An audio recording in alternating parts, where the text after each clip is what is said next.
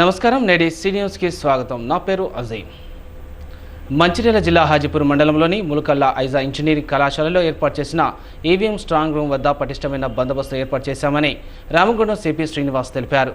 హాజీపూర్ మండలం ముల్కాలలో ఐజా కాలేజీలో ఈవీఎంలను strong rooms దగ్గర పోలీసులు పటిష్ట బందోబస్తు భద్రపరిచామని, ఇప్పటికే స్ట్రాంగ్ రూమ్స్ దగ్గర 140 లక్షలతో పాటు 3 అంచెల భద్రతా వ్యవస్థను అమలు చేశామని, స్థానిక పోలీసులు, ఆర్మడ్ రిజర్వ్ కేంద్ర బలగాలు స్ట్రాంగ్ రూమ్ల వద్ద పహారా కాస్తున్నారని, ఎలాంటి అగ్ని ప్రమాదానికి అవకాశం లేకుండా అగ్నిమాపక పరికరాలను సైతం అధికారులు అందుబాటులో ఉంచామని తెలిపారు. స్ట్రాంగ్ రూమ్ దగ్గర ఒక ఏసీపీ పర్యవేక్షణలో ఒక సీఐ, 2 ఎస్ఐలతో పాటు ఇతర సిబ్బందితో 24 గంటలు విధులు నిర్వహిస్తున్నామని రామగుండం కమిషనర్ శ్రీనివాస్ అన్నారు.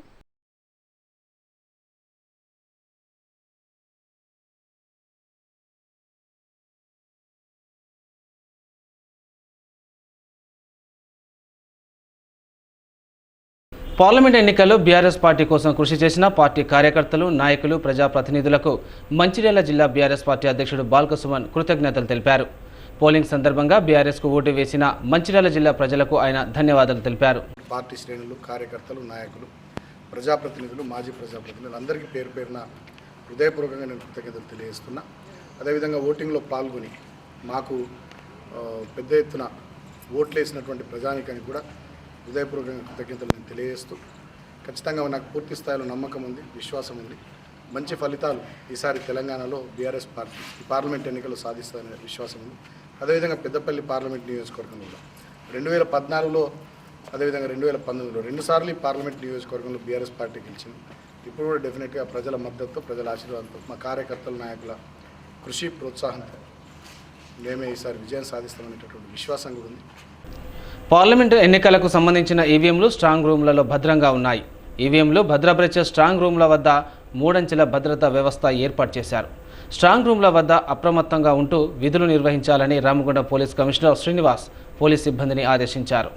పెద్దపల్లి పార్లమెంట్ పరిధి పెద్దపల్లి జిల్లా మంతిని, రామగుండం, పెద్దపల్లి నియోజకవర్గంలో ఈవీఎంల భద్రత కోసం జేఎన్టీయు ఇంజనీరింగ్ కళాశాల, పన్నూరు, రామగిరి మండలంలో ఏర్పాటు చేసిన స్ట్రాంగ్ రూమ్ల, మంచిర్యాల, బెల్లంపల్లి నియోజకవర్గంలో ఈవీఎంల భద్రత కోసం ఐజా ఇంజనీరింగ్ కళాశాల, ముల్కాల, మంచిర్యాల స్ట్రాంగ్ రూమ్స్ను మంగళవారం సిపి సందర్శించి భద్రతా ఏర్పాట్లను పోలీసు అధికారులతో కలిసి పరిశీలించి అధికారులకు సూచనలు, పలు ఆదేశాలను జారీ చేశారు. ఈ సందర్భంగా సిపి మాట్లాడుతూ, రామగుండం పోలీస్ కమిషనరేట్ పరిధిలో పార్లమెంట్ ఎన్నికల కోసం ప్రతి పోలింగ్ బూత్ దగ్గర పోలీసు శాఖ తరపున కట్టుదిట్టమైన భద్రత ఏర్పాటు చేసి ఎలాంటి అవాంఛనీయ సంఘటన జరగకుండా ఎన్నికలు ప్రశాంతంగా పూర్తి చేయగా, ఇక ఓట్ల లెక్కింపు మాత్రమే మిగిలి ఉందని, ఈవీఎంల భద్రత కోసం స్ట్రాంగ్ రూమ్స్ వద్ద 3 అంచెల పటిష్ట బందోబస్తు ఏర్పాటు చేసినట్టు తెలిపారు. ఈవీఎంలను స్ట్రాంగ్ రూమ్స్ దగ్గర పోలీసులు పటిష్ట బందోబస్తు భద్రపరిచామని తెలిపారు. ఇప్పటికే స్ట్రాంగ్ రూమ్స్ దగ్గర 144 సెక్షన్తో 3 అంచెల పాటు భద్రతా వ్యవస్థను అమలు చేస్తున్నామని, స్థానిక పోలీసులు, ఆర్మడ్ రిజర్వ్ కేంద్ర బలగాలు స్ట్రాంగ్ రూమ్ల వద్ద పహారా కాస్తున్నారు. ఎలాంటి ప్రమాదానికి, అగ్ని ప్రమాదానికి అవకాశం లేకుండా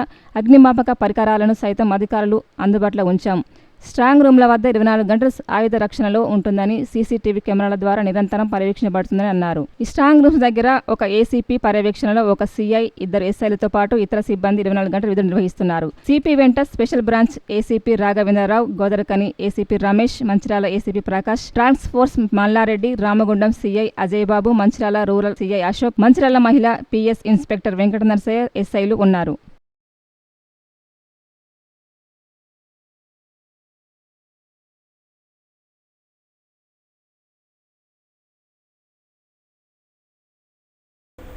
మెదక్ జిల్లా రంగంపేట జిల్లా పరిషత్ ఉన్నత పాఠశాలలో పూర్వ విద్యార్థుల సమ్మేళనాన్ని ఉత్సాహంగా జరుపుకున్నారు. ఈ సందర్భంగా పూర్వ విద్యార్థులంతా ఒకే చోట చేరి తమ చిన్ననాటి జ్ఞాపకాలను నెమరు వేసుకున్నారు. మెదక్ జిల్లా కొల్చారం మండలం రంగంపేట జిల్లా పరిషత్ ఉన్నత పాఠశాలలో 2001 నుండి 2002 సంవత్సరంలో కలిసి చదువుకున్న విద్యార్థులు 22 సంవత్సరాల తర్వాత మంగళవారం ఒకచోట కలుసుకున్నారు. ఇన్ని సంవత్సరాల తర్వాత నాటి స్నేహితులను కలుసుకోవడంతో వారి ఆనందానికి అవధులు లేవు. ఒకరినొకరు ఆత్మీయంగా పలకరించుకొని యోగక్షేమాలు అడిగి తెలుసుకున్నారు. ఈ సందర్భంగా అధ్యాపకులు సుధాకర్, రాజేశ్వరి పూర్వ విద్యార్థులు సన్మానించారు. సాయంత్రం వరకు సందడిగా గడిపారు. పూర్వ విద్యార్థులు పాడెపు వెంకటేశం, నేతిని శ్రీనివాస్, ఆర్ఏ పశుపతి పాల్గొన్నారు. చాలా ముఖ్యమైనటువంటి కార్యక్రమం. అంటే మానవత్వ విలువలు అంతరించిపోతున్నటువంటి ఈ దశలో ఇది మానవ సంబంధాలు దూరమవుతున్నటువంటి, కొరవడుతున్నటువంటి ప్రస్తుత కాలంలో ఇలాంటి ఆత్మీయ సమ్మేళనాలు చేయడం అనేది మంచి శుభపరి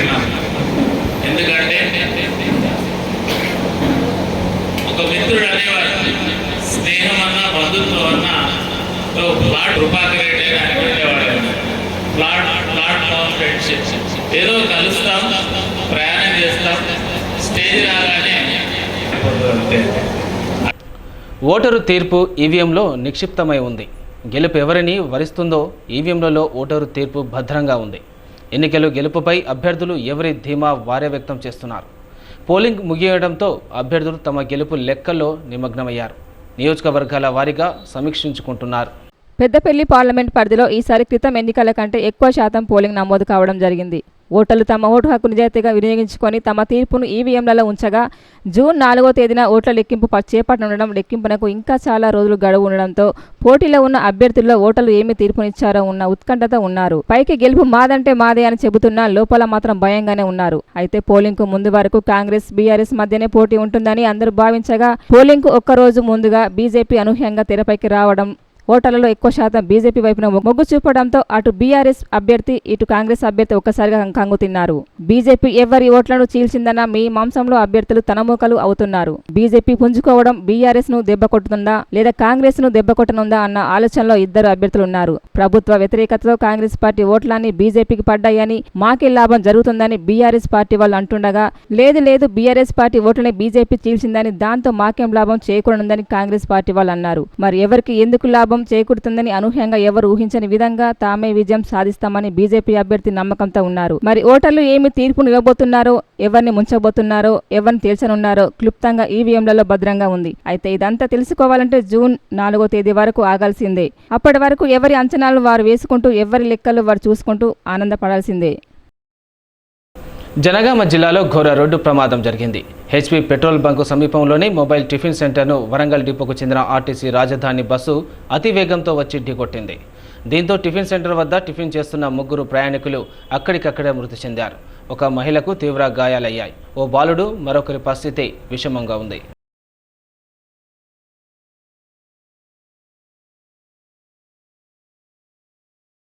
నేటి సిటీ న్యూస్ ఇంతటితో సమాప్తం. తిరిగి ప్రసారమైన సిటీ న్యూస్తో మళ్ళీ కలుసుకుందాం. అంతవరకు సెలవు. నమస్కారం.